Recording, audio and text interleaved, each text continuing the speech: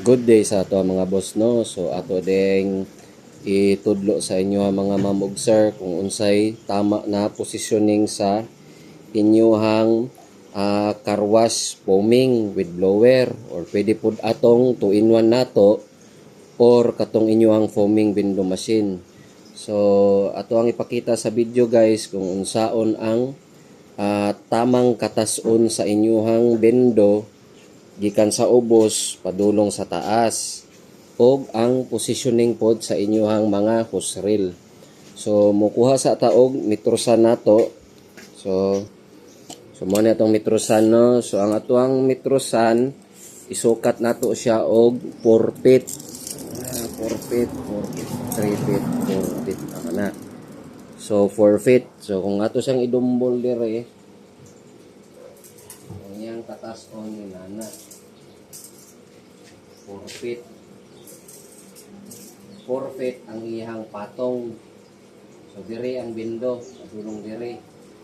4 feet siya. So kung 4 feet ang ato ang bindo, madire man ang katas-on ang patong. So kung 4 feet ang ato ang bindo, ang ato pong hose reel na tubig 4 feet pod siya. Unya ang ato ang foaming baba gamay ani sa tubig. So in short, kung unsay sukat sa ato ang bindo, katas-on niya 4 feet, mao pod ang ato ang hose reel sa tubig ug sa foaming. Tapos napoy uban na naga-design pod na ang ato ang bindo 4 feet siya. Unya ang ato ang mga hose reel naa sa ubos niya, pwede pod inana pod. Basta dili lang kayo ninyo tas-on jud ang hose reel na taas jud kayo pati ang foaming. Labaw na ang foaming kay kung imong patasan ang foaming maglisod siya higop ang iyang sanction hose. So mao to siya. So ang ato ang bindo iusabon nato ang sukat sa ato ang bindo sa katas-on. Pag inyo na siyang i-mounting, idikit na ninyo ang katas-on ana 4 feet nga na dire patong. So ana sa dire inyong bindo. Tapos ang inyong hose reel dire o ang inyong foaming dira. Tapos kay 4 feet man ang inyong bindo, ang foaming jud ninyo na tank ayaw jud niyo kalimti na lapat pud na siya dire sa ilalom, sabay na siya. Pasabot kung taas ang inyong pagbutangan sa bindo, butangan na niyo patunganan dire para musaka sa gamay kay para ang inyong foaming dili siya maglisod og higop sa iyahang liquid. So inana na ang inyong proper positioning sa inyong bindo. Kani kay 3-in-1 man pwede pod na sa 2-in-1 ninyo o katong sa foaming lang. So kay kani 3-in-1 man isa na bindo. So bisag kung sa na bindo basta inana ang inyong proper positioning sukat katas-on sa inyong bindo. Ayo kay niya patas kay maglisod na siya gigop. So kana lang ma'am ug sir, daghang salamat. So diri na pud ta sa positioning sa foaming. Ang kaning tank nato na kanang gihatag namo sa inyo kanina tank naani siya sa 10 liters, 15 to 20 liters ni siya na tank.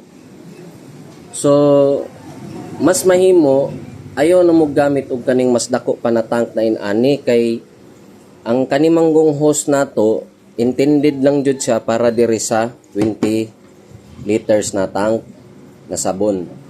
So atong ipakita na karon sa video kung unsaon ang tamang pagposisyon sa tank sabay sa sanction hose.